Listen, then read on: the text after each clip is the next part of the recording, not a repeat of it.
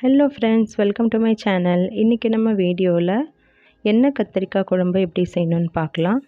இந்த மாதிரி மெத்தடில் ஒரு தடவை ட்ரை பண்ணி பாருங்கள், ரொம்ப டேஸ்ட்டாக இருக்கும்.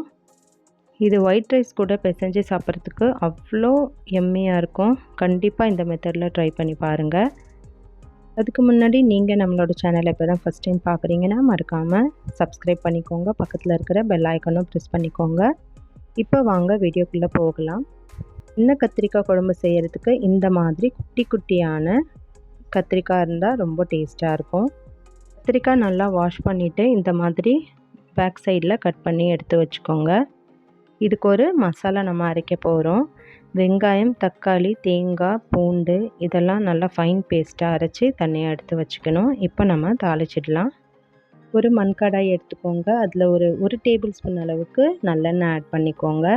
நம்ம கட் பண்ணி வச்சுருக்கிற கத்திரிக்காயெலாம் இதில் ஆட் பண்ணிவிட்டு மீடியம் ஃப்ளேமில் வச்சு நல்லா மிக்ஸ் பண்ணிகிட்டே இருக்கணும்.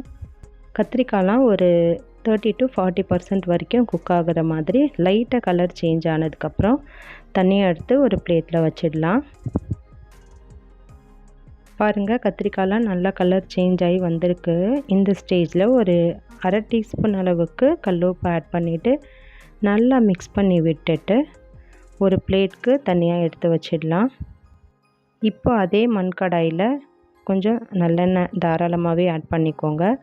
ஒரு 5 டேபிள் ஸ்பூன் அளவுக்கு நான் நல்லெண்ணெய் ஆட் பண்ணியிருக்கேன். அது கூடவே கடுகு, உளுத்தம்பருப்பு, கடுகு நல்லா பொரிஞ்சு வந்ததுக்கப்புறமா வெந்தயம் 1 டீஸ்பூன் அளவுக்கு ஆட் பண்ணிவிட்டு அது கூடவே கருவேப்பிலையும் கொஞ்சமாக வெங்காயம் ஆட் பண்ணிவிட்டு அரை வெங்காயம் கட் பண்ணி ஆட் பண்ணிங்கன்னா போதும். ஒரு 10 பல் பூண்டையும் சேர்த்துட்டு நல்லா மிக்ஸ் பண்ணி விட்டுக்கோங்க. வெங்காயம் ஓரளவுக்கு நல்லா வதங்கி வந்ததுக்கப்புறமா ஒரு கலருக்காக 1 டீஸ்பூன் அளவுக்கு காஷ்மீரி ரெட் சில்லின்னு ஆட் பண்ணியிருக்கேன்.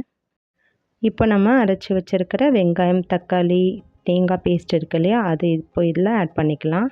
அதையும் சேர்த்துட்டு நல்லா மிக்ஸ் பண்ணி விட்டுக்கோங்க. இப்போ இதில் மசாலா பொருட்கள்லாம் ஆட் பண்ணிக்கலாம். தனியாத்தூள், மிளகாய்த்தூள் அவ்வளோதான். 1.5 டேபிள் ஸ்பூன் அளவுக்கு கல்லுப்பு ஆட் பண்ணியிருக்கேன். உங்களுக்கு தேவையான அளவு உப்பு நீங்கள் ஆட் பண்ணிக்கோங்க. இதை சேர்த்துட்டு நல்லா மிக்ஸ் பண்ணி விட்டுட்டு ஒரு பெரிய எலுமிச்சை சைஸ் அளவுக்கு புளி நல்லா கரைச்சி இப்போ இதில் ஆட் பண்ணிக்கலாம். புளி கொஞ்சம் அதிகமாக சேர்த்திங்கன்னா தான் இந்த குழம்புக்கு ரொம்ப டேஸ்ட் எடுத்து கொடுக்கும். அவ்வளோதான், புளியும் சேர்த்தாச்சு. இப்போது ஒரு மூடி போட்டு மூடி நல்லா குக் பண்ண விடலாம். ஒரு 10 மினிட்ஸ் வரைக்கும் நல்லா குக் பண்ண விட்டுட்டு இப்போ ஓப்பன் பண்ணி பார்த்தா எண்ணெய்லாம் நல்லா பிரிஞ்சு வந்திருக்கு பாருங்கள்.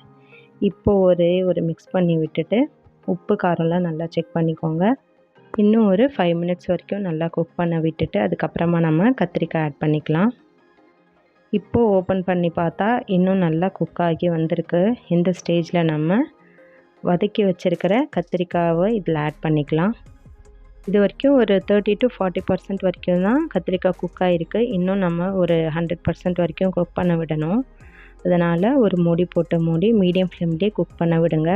ஒரு 5 to 10 மினிட்ஸ்லேயே நல்லா குக் ஆகிடும்.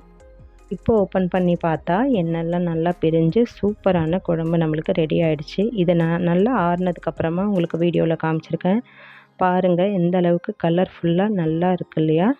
கண்டிப்பாக இதே மெத்தடில் நீங்களும் ட்ரை பண்ணி பார்த்துட்டு உங்களோட கமெண்ட்ஸ் என் கூட ஷேர் பண்ணிக்கோங்க. தேங்க்யூ.